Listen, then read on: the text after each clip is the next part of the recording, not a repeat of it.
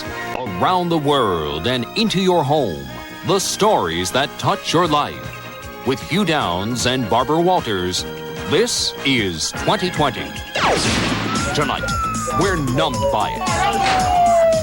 But the beat goes on. Drug homicides, drug overdoses, drug wastelands. No wonder prominent voices take shots at the drug war. Like Baltimore Mayor Kurt Schmoke. Substance abuse is a disease, and diseases are cured by health professionals, not by policemen. John Stossel with the mayor who's asking, should drugs be legal? She's 3 parts energy, 1 part ornery. She turned a furniture store into a family fortune. But then a dispute with her grandsons put her out of the business. What did she do? What would any 96-year-old... 10 months after President Bush laid out his battle plan, here's where we stand. 1, hardcore drug use and related violence is destroying our inner cities in general and young African Americans in particular. 2, among the middle and upper classes, drug use seems to be continuing the decline that began at least 5 years ago. 3, in many cities, the street supply of cocaine has been falling in recent months. But the bottom line is, for the most afflicted and affected, there is no end in sight. Jails are bursting, the courts are gridlocked. Is there a better way to spend $10 billion of our tax money? Well, what we are talking about is decriminalization. That is, legalizing drugs. An outrageous idea to some, common sense to others. Indisputable is that you hear it suggested more and more often, and raised now not just by the counterculture, but by some of the government officials and establishment figures as well. One person credited with giving the topic new prominence is Baltimore's Mayor Kurt Schmoke.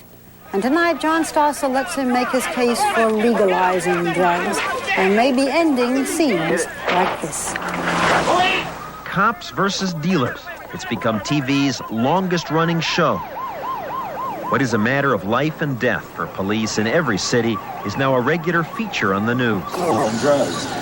How many times have you seen this?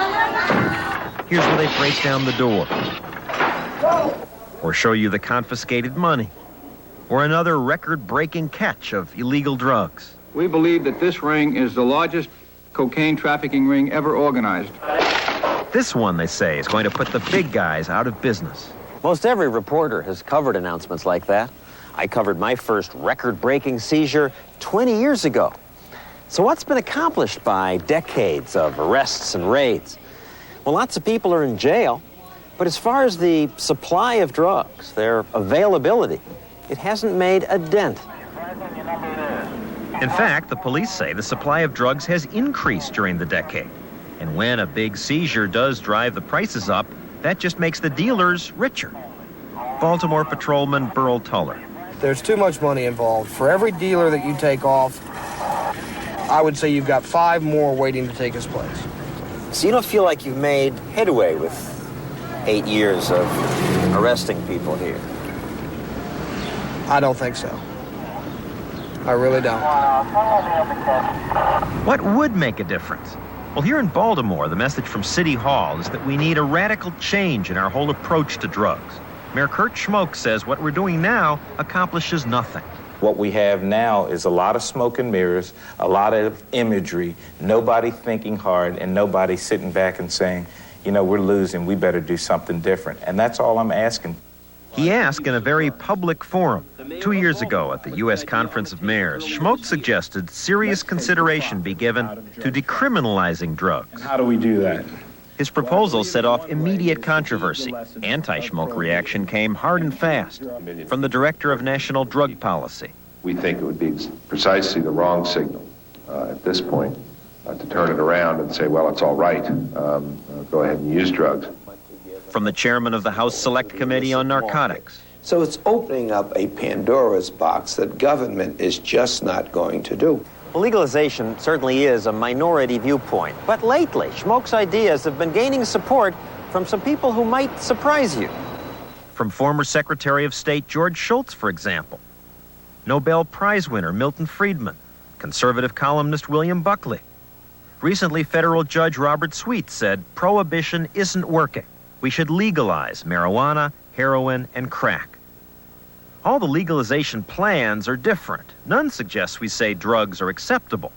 Schmoke calls his idea medicalization.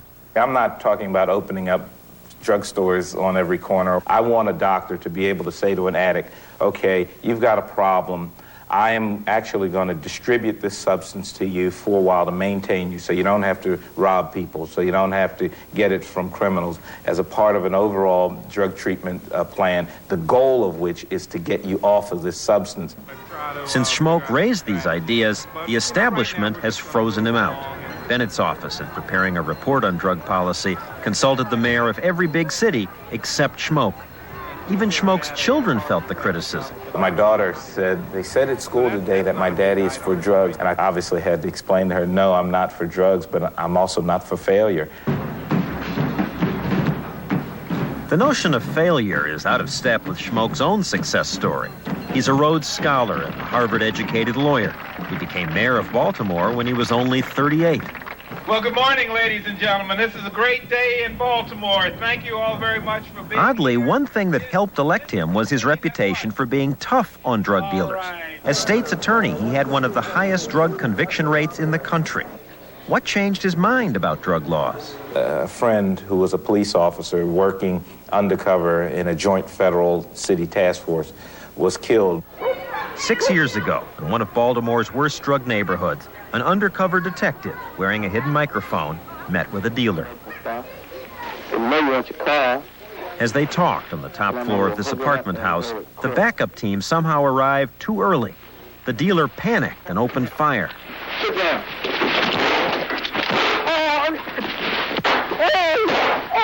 Detective Marcellus Ward was shot. His own body mic recorded the chaos that followed. Other officers ordered the killer to throw down his gun.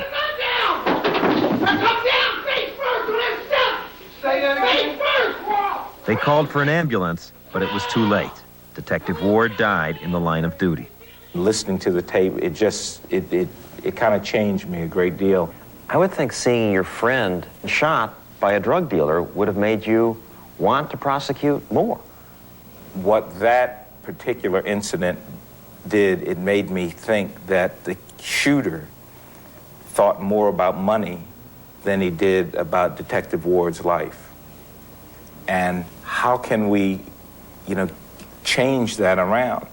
And it just seems to me we can't change it as long as there's big money to be made in drugs. If we don't have a strategy that takes the profit out of drug distribution, then people will continue to value the money more than they value human life.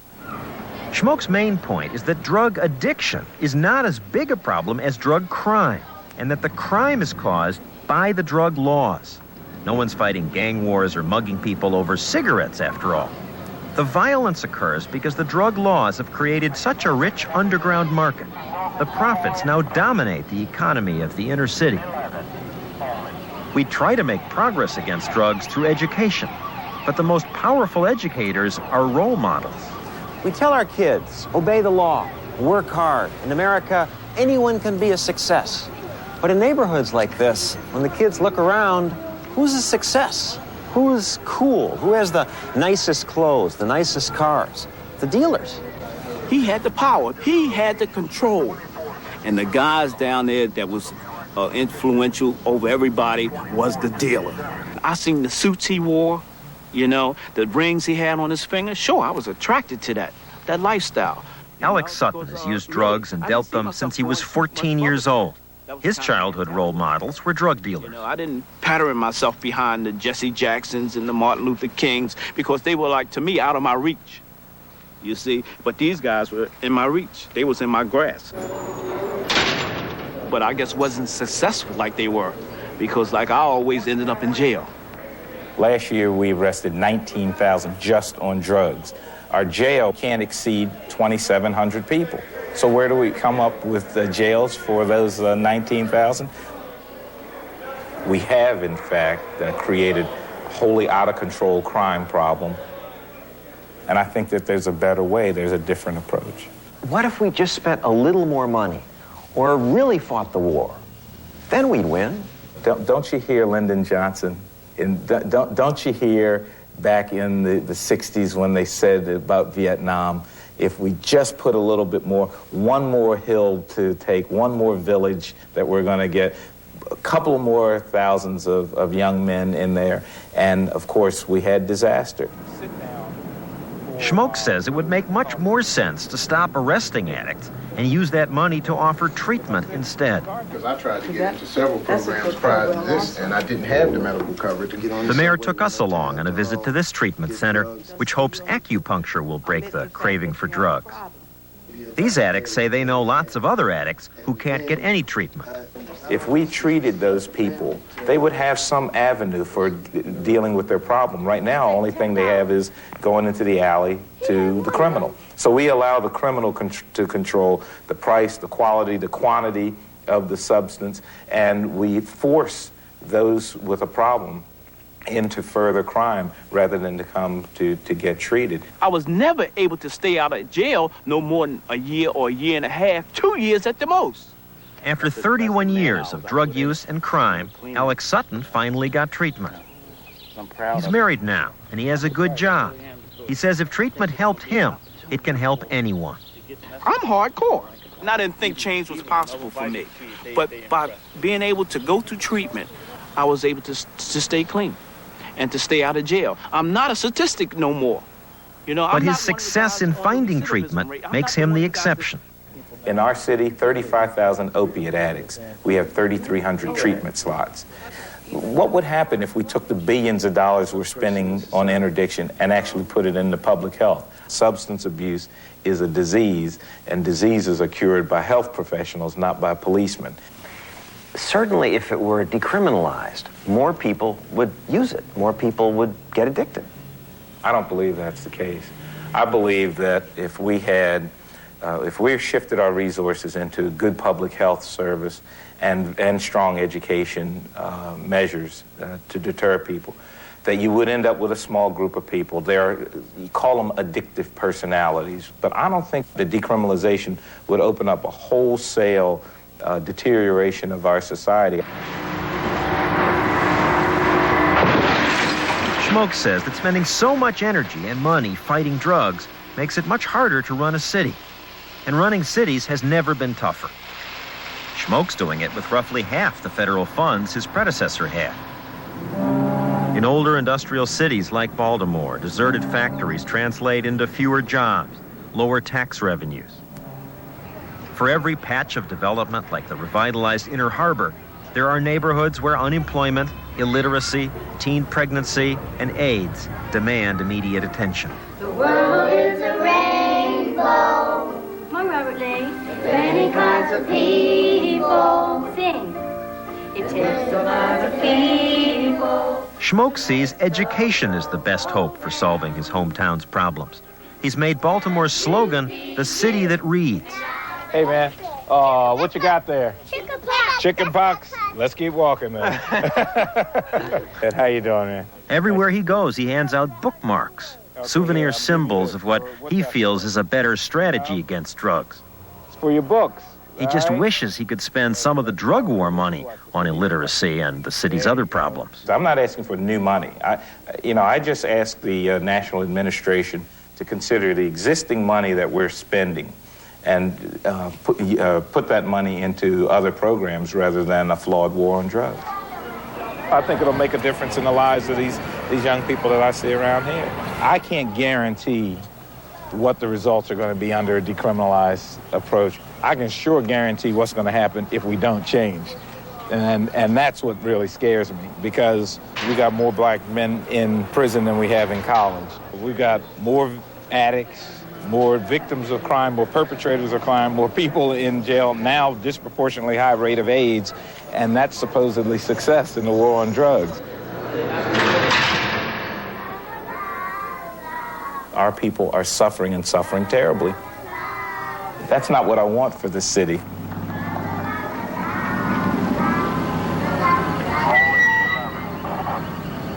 Well, he's a thoughtful man and a compelling argument doing away with drug crime, if not the drugs itself. You want to weigh in? Well, after listening to his people and the other side, I think Schmoke's side makes more sense, that the laws now are creating very scary criminal gangs, and every week they just get richer. The law doesn't accomplish much. I'll be the devil's advocate. What about people, especially those who head drug rehab programs, who say that it means that there will be more drug users? Well, it's very frightening, that thought, and we don't, of course, know what would happen, and maybe more people would take the drug, and maybe that makes What happened in Prohibition? After Prohibition of alcohol, more people drank. That's true, and that might happen here, too. On the other hand, with Prohibition, they advertised liquor. Yeah. And politicians encouraged it, say, hey, we can drink now. But the crime went down. Crime went down. The Prohibition also, created Al Capone. We need education with it. Hugh, you have a vote. Well, I just don't think anybody who favors decriminalization sees it as a panacea. Just that it would make things a lot better. Thank you, John. Well, on to other matters now. Next